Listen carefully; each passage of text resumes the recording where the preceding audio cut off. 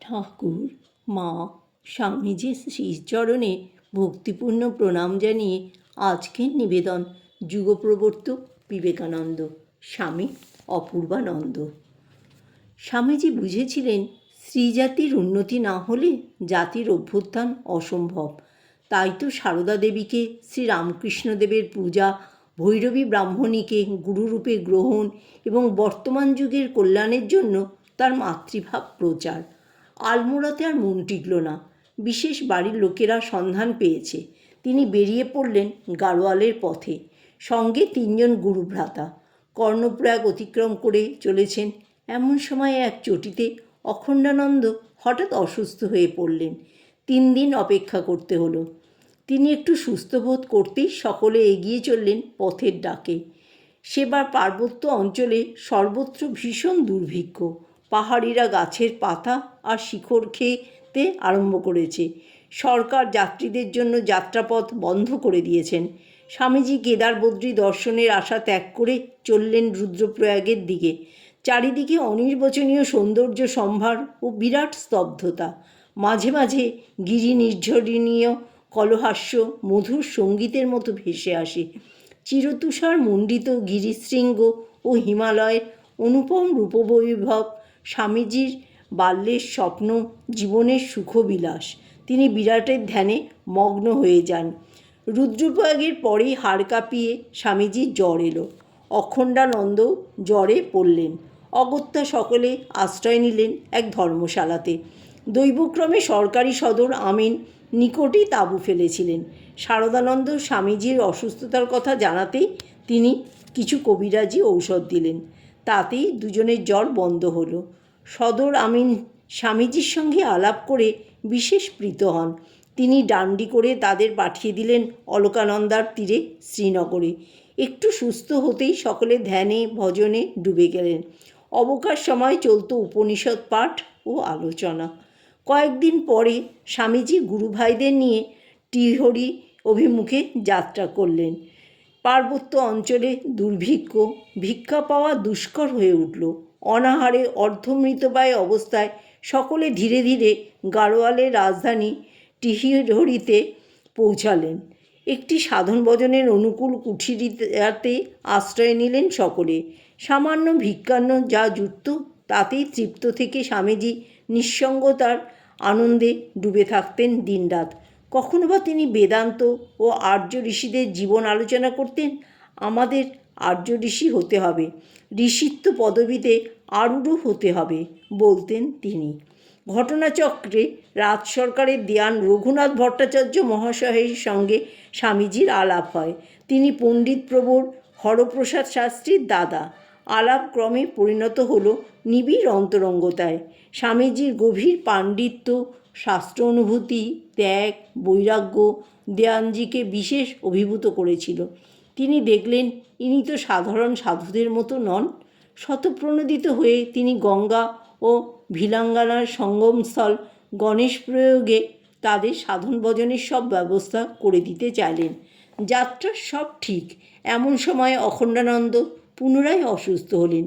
টিহিরির civil surgeon রোগীর বক্ষ পরীক্ষা করে বললেন ব্রঙ্কাইটিস হয়েছে। পাহাড়ে থাকা আদৌ উচিত নয়।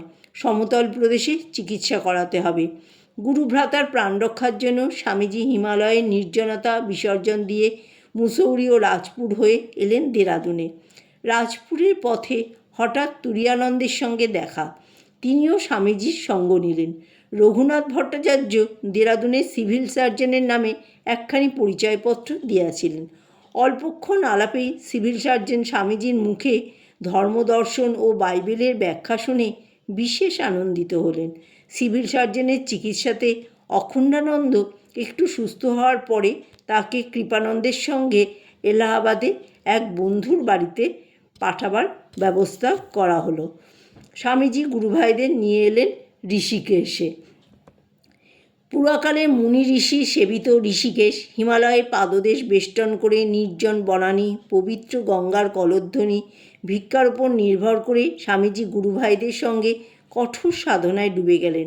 অবসর সময়ে ব্রহ্মসূত্র, উপনিষদ, গীতা প্রভৃতি শাস্ত্রের অধ্যাপনা করতেন। তারপর রাত যত গভীর হয় ধ্যানের গভীরতাও তত বেড়ে যায়। স্বামীজি মহানন্দে আছেন, কিন্তু বিধিবাম কয়েকদিন ওইভাবেই কাটবার পরেই তিনি প্রবল জ্বরাক্রান্ত হলেন, অথচ নিরুপায়। কোনো ঔষধপত্রের ব্যবস্থা অসম্ভব। গুরুভ্রাতারা কিংকর্তব্য বিমূঢ়। একদিন প্রবল জ্বরের প্রকোপে স্বামীজির সংজ্ঞা লোপ পেল। সর্বাঙ্গ শীতল, নারীও বিলুপ্ত। অন্তিমকাল উপস্থিত মনে করেই গুরুভ্রাতারা শোকে মূহ্যমান, কেননা স্বামীজিই যে তাদের বলভরসা। শ্রী ঠাকুরের অদর্শনের পরে তাকে আশ্রয় করেই যে সকলে রয়েছেন। অনন্য মনে তারা শ্রী ভগবানের কাছে স্বামীজির প্রাণ ভিক্ষা করতে লাগলেন।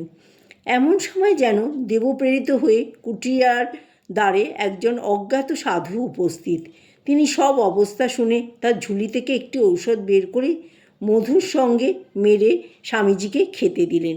কোনো প্রকারে ওই ঔষধ মুখের মধ্যে দেওয়া হলো। আশ্চর্য! অল্পক্ষণের মধ্যে তার দেহে প্রচুর ঘাম হতে লাগলো এবং দেখা দিল প্রাণের চিহ্ন। ক্রমে তিনি চক্ষু উন্মীলন করলেন। পরে ক্ষীণ স্বরে বললেন যে ওই অজ্ঞান অবস্থায় তার এক অতীন্দ্রিয় অনুভূতি হয়েছে। তিনি জেনেছেন তার এখন মৃত্যু হবে না, তাকে শ্রী ভগবানের বিশেষ কার্য সম্পাদন করতে হবে। তাই মৃত্যুর মুখ থেকে তিনি ফিরে এসেছেন। ওই ভবিষ্যৎবাণী শুনে গুরুভ্রাতাদের প্রাণ কদাচিৎ আশ্বস্ত হলো। তিনিও ধীরে ধীরে সুস্থ হলেন। ঋষিকেশের জলবায়ু তখন বিশেষ অস্বাস্থ্যকর, তাই স্বামীজিকে দুর্বল শরীরেই আনা হলো হরিদ্বারে। স্বামী ব্রহ্মানন্দ কনখলেই তপস্যায় রত ছিলেন। সংবাদ শুনে তিনিও স্বামীজির সঙ্গে মিলিত হলেন। ওই স্থান হতে স্বামীজি গুরুভ্রাতাদের নিয়ে এলেন সাহারানপুরে, পূর্ব পরিচিত উকিল বঙ্কুবাবুর বাড়িতে। স্বামীজির শরীর তখনও খুবই দুর্বল। অখণ্ডানন্দ ততদিনে মিরাটে এসে বেশ সুস্থ বোধ করছিলেন। তার বিশেষ আগ্রহে স্বামীজি গুরুভ্রাতাদের নিয়ে এলেন মিরাটে। স্থানীয় ডাক্তার ত্রৈলোক্যনাথ ঘোষ ও যজ্ঞেশ্বর বাবু স্বামীজিদের সাদরে স্বাগত করলেন। মিরাটে শেঠের বাগান যেন বরানগর মঠে পরিণত হলো। জয় ঠাকুর, জয় মা, জয় স্বামীজি।